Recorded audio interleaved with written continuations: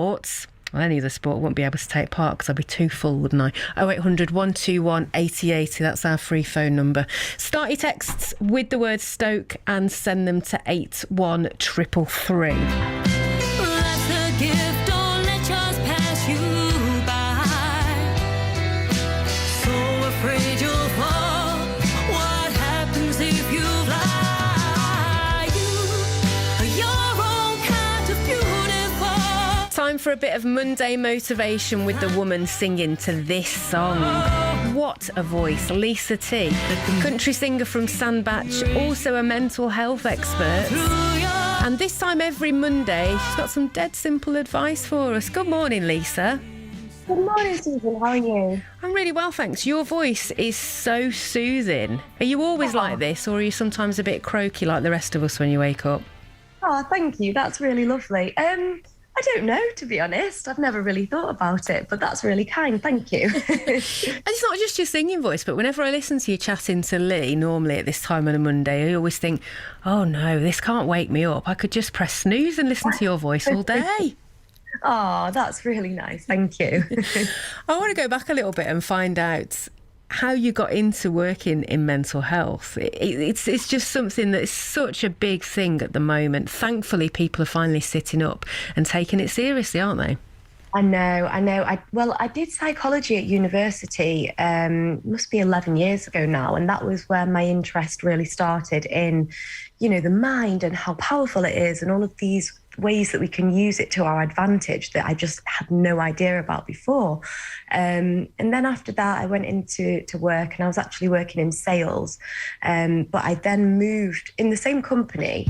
My role moved into kind of looking after people like graduates. Once they actually started their role with our clients, I would be their point of contact throughout their placement year. And it became quite a well-being role. So I went and did a mindfulness teacher training course outside of work, and then started using that in my role, doing meditation sessions, and asked for a job title change, which I got. So now my title is a wellbeing manager, and that's kind of a very brief version of the story, basically.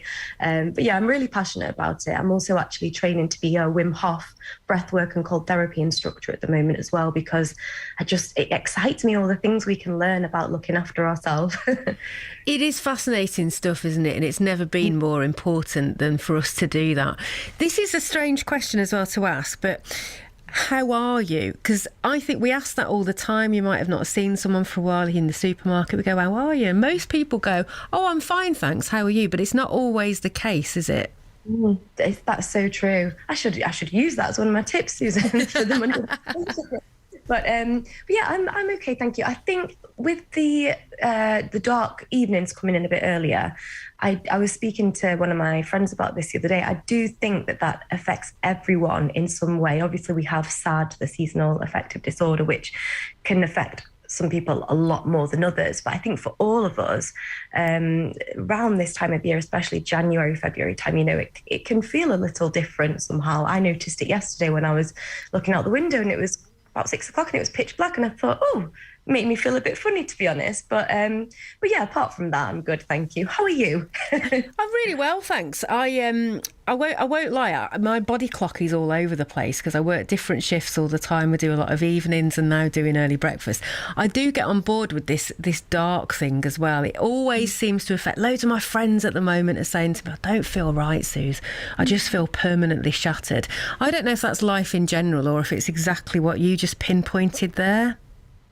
Yeah, it's got to have some kind of an effect, hasn't it? The fact that, it is sort of darker, really. Whenever you do any reading on spirituality and stuff, all they talk about is the light and find the light. And even though that's a kind of a metaphor, I think the dark is something that is associated with a bit more heaviness and sadness. So, yeah, it would make sense if that's why it's rocking people a bit. So what tip have you got for us this morning then on our Monday motivation, Lisa? Okay, so today's tip is taking the time to reward ourselves. So often we can be so busy getting things done in our day-to-day life that we forget to actually stop and give ourselves credit for the things that we've already achieved.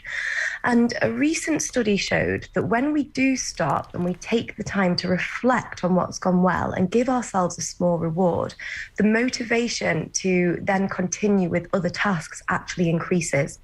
So this week, make a point of rewarding yourself, whether it's with your favorite film one evening or a sweet treat or a nice bath, and make sure that when you're doing that activity, you're associating it with rewarding yourself for something that you've achieved, whether it's recently or a few weeks ago, and schedule it in so you know it's coming and you can look forward to it. And that's my tip for today. You don't need to tell me twice to get a bag of Maltesers and sit in front of Netflix all afternoon, Lisa. I like that. Thank you. What's yours? What do you always go to for a little bit of a pick-me-up and a treat? Mine would be a bath, I think, when I've got child, because I do my music as well as my work. So I'm often really busy out and about gigging and then sort of doing mindfulness teaching and stuff. So for me, if I've got an hour before bed, I like to just have a nice bath and relax. That's my treat. Yeah, definitely works, doesn't it? Thanks so much for coming on the show this morning. We're back with Lee Blakeman at breakfast next Monday with more motivation. Does that work for you? Have you got a little treat to yourself that you're now thinking of, that you're planning? Something I like to do on a regular basis is I just think you should be able to prescribe comedy for people. I think it makes a world of difference to how we live and to how we feel about everyday life. You've got to be able to have a laugh. And when it comes to comedy, here's a sound that you'll recognise. Phoenix Nights.